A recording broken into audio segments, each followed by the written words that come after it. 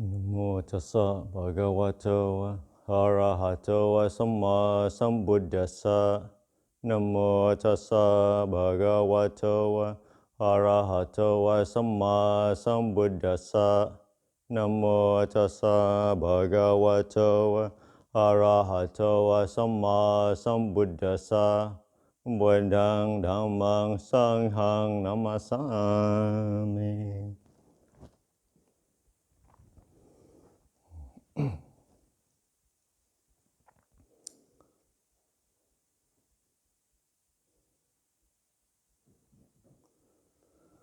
So this is the second talk of the Rains Retreat. As usual, the first couple of weeks, just like to settle people down, allowing things to slow down, simplify things. And then I was trying to encourage people just to pace yourself. That is the marathon, not a sprint. And so that's more of the gentle talk of the carrot. So this week's talk is more of a stick. So we're here to develop samadhi. And samadhi is translated in many things. Concentration is a popular translation. And some people criticize it, saying it's not so exact or helpful. It encourages people to use a lot of willpower to concentrate, to do too much during the meditation. And that is true. Other people translate as focused attention. That's one way. I think Ajahn translate as samadhi as gathering. So you can get an idea. Sometimes that's the nature of trying to describe experience, especially Dhamma, something that's refined. And that's just the limitation of language. So that's why sometimes it's important to read the books. It's also important to remember that words are more like a menu, whereas the actual experience is like tasting the food. That the menu can give an indication of what's to come. But if you spend all your time reading the menu, you never really get to taste the food. You don't really understand, what it's like. So some reading is good, but so much of the Dhamma is something that you have to experience for yourself. You have to know for oneself. And samadhi, the state of stillness, it's like I said, we have a lot of pointers. It's important not to get lost in different words to describe it. It's good to see where it's pointing towards.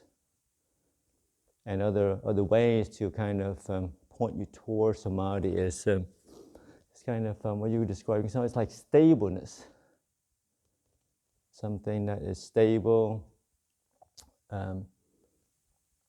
Something that is obviously blissful. Something that is so in order to incline your mind towards samadhi, you have to encourage the mind towards a firm foundation. So have a stable mind, stability. Sometimes a bit of stubbornness is also helpful. Okay, this idea that you're inclining towards something. And obviously, we all are aware of the 5 hindrances, lots of forces of distractions that inclines us outwards. So in terms of cultivating samadhi, sometimes it's, like I said, you have to be a bit stubborn, not listen to the voices of Mara, the siren calls of Mara, to do something else other than sit. Sometimes you just have to get your bum onto the seat. And then you work with different mental states that arises. Or get yourself onto the walking path. And even in the monastery, there are many excuses why it's better to do something else. Early in the morning, the siren calls of, oh, I just wait, stay a little bit longer, linger. I go up every morning. Maybe they don't know what's going to miss me. I sit in the back anyway. I'll come up. The siren calls of other things we're doing. But that's where samadhi is tricky, because you do have to exert, be stubborn, be forceful, be focused to get yourself into the mat. And that's where the effort should end. As long as you get into the mat, there's not a whole lot that you have to do, really. In terms of meditation, you just have to be present. If the mind is crazy, just be aware of the crazy mind. Your job is not to develop a bright mind, not to abandon, to vanquish, to conquer the thinking mind, to conquer the negative mind. Really, your job is to just be aware. Having a crazy mind feels like this. Having a negative mind feels like this. Having a sleepy mind feels like this. So that's why so much of the monastery is set up that, it is kind of getting your hours onto the mat. But there is a reason for that. Because I'm encouraging you just to be on the mat, to be aware, to be with the mind as it is. To know the mind as it is. And it will quieten down by itself. But you have to develop, you have to spend the time. Obviously, it's not just a matter of function of time. It is a function of being awake, aware, and alert as well. But as some of you might have noticed, try to be on the mat as much as I can. And yes, some days there's a few things happening, and I'm tired. And yes, you see me bopping up and down. I bop up and down for two reasons. Well, one reason, because I'm tired. That's why I'm sleepy. So that's why I'm bopping up and down. But the other reason is just to let you know that I'm sitting here. I can bop up and down. So can you. That your job is not to exert the mind to be,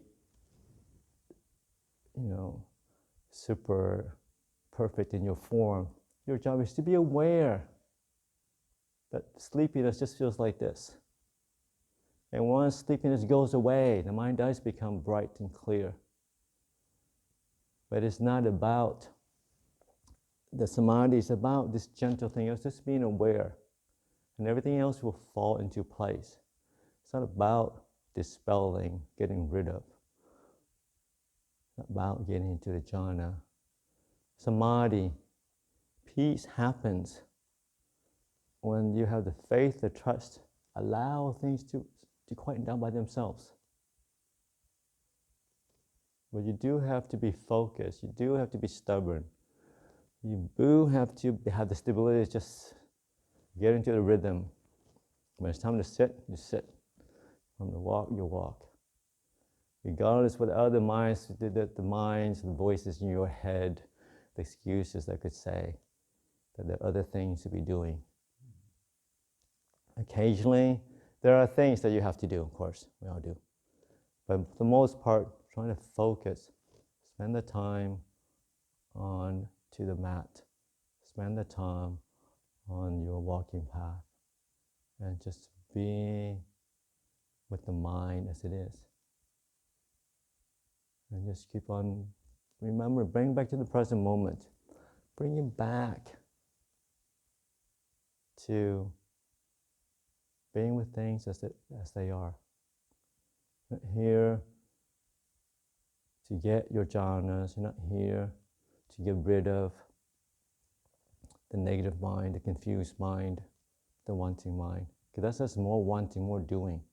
And that will encourage restlessness.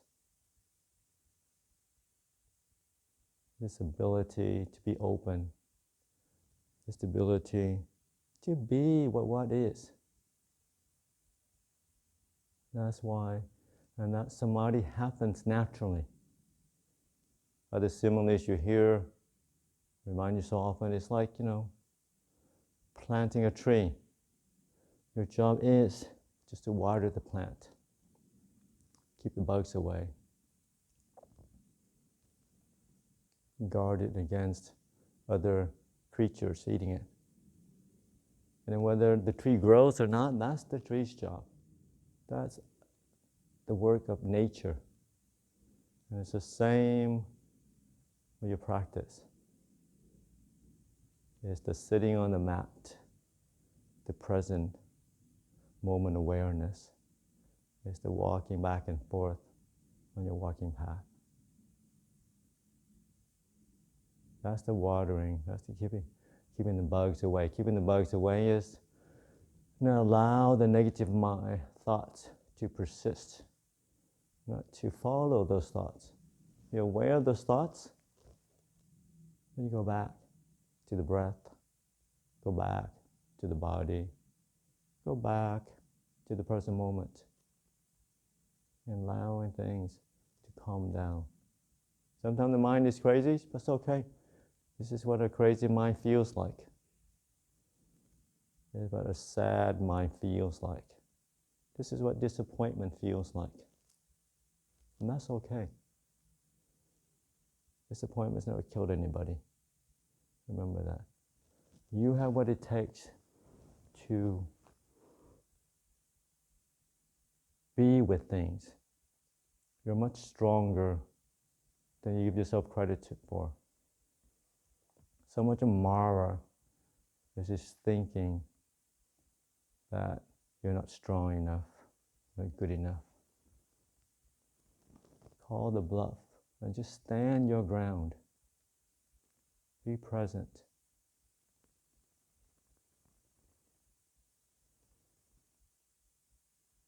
What's the saying in the world?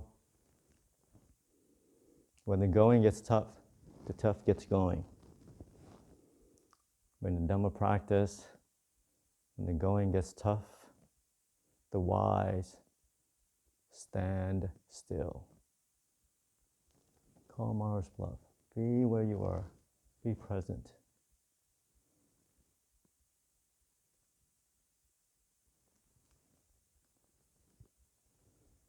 And there are so much of samadhi, stillness, and there's so much joy that comes from that. I was saying earlier, a few weeks ago, the mind is always looking, its nature, to look for happiness. And you don't get the happiness from samadhi, from your practice, from meditation. It will find happiness in other things, in talking, in thinking, in reading, in other side projects, which is not the end of the world, which is not bad, morally wrong, but the happiness of samadhi is something that's beyond this world. It's what really fuel your holy life, fuel your practice. If the mind begins to slow down, to become more still, understand the happiness of the Buddha. Understand what the meditation master, what the Buddha was talking about, was pointing to.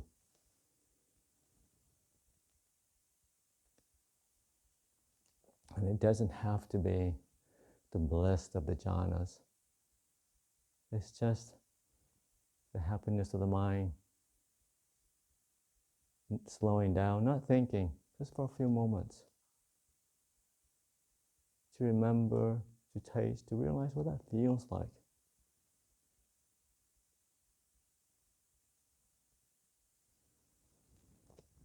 And that is what is on offer during this rains retreat. That's on offer for each and every one of you. If we put in the effort, we focus, we don't allow the distractions to get in our way. We have the confidence what the Buddha taught was true, what the meditation teachers talked about was true.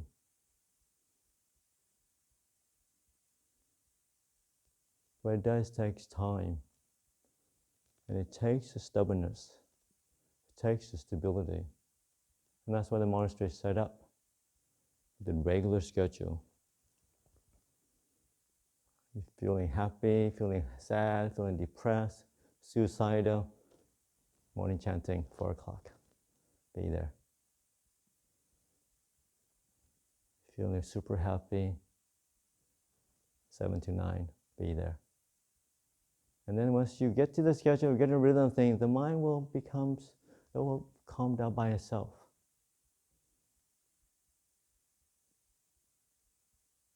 And you can enjoy the emptiness, the stillness of meditation. Sometimes you're like, well, I'm bored, nothing's happening. I could be doing other stuff. I could be cleaning my room. I could be learning some chanting. I could fix the leaky taps. Lots of other things I can do. And it's true, they are useful. But you're also here, your job here is also to purify the mind, to taste the happiness, the bliss of a still mind.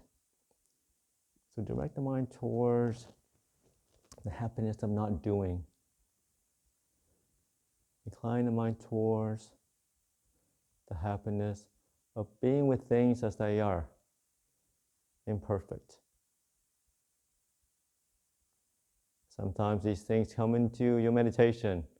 So one of the tricks I always say, yes, it's a good idea. I'll do that later when I get up.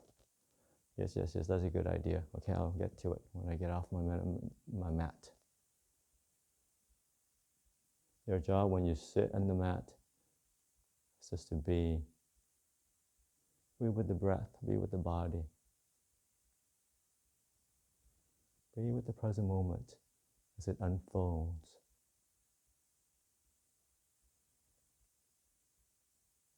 And allow the world to fade away.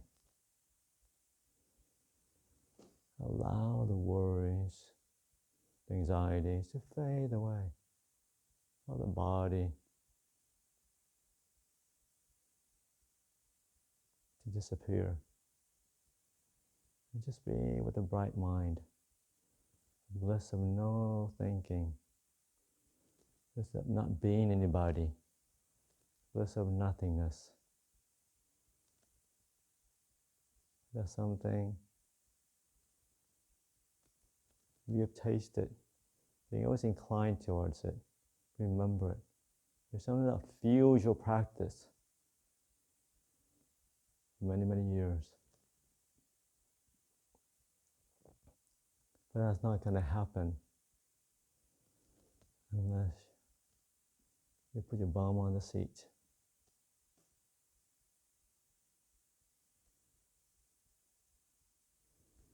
So we have another 10 weeks to go. And yes, as you know, to keep the monastery going, there's always bits and pieces we have to sort out, and that's just part of living anywhere, living in the rural thing. There's, a mouse to work on the kitchen. There's cooking and cleaning, and there's fixing faucets and toilets. But also remember, the real reason you're here is to meditate, purify the mind, to experience the bliss of samadhi, some bodhisattva, Buddha said, the bliss of samadhi is always close to the bliss of enlightenment. Don't you want that? Don't you want to at least give yourself the opportunity to taste it, to be close to it, to experience what that feels like? And that's offer. That's here as an offer for each and every one of us in this rains retreat. So I offer that for reflection tonight. Anamayam Dhammavadakataya Sadhu Karam Dharamase Sadhu Sadhu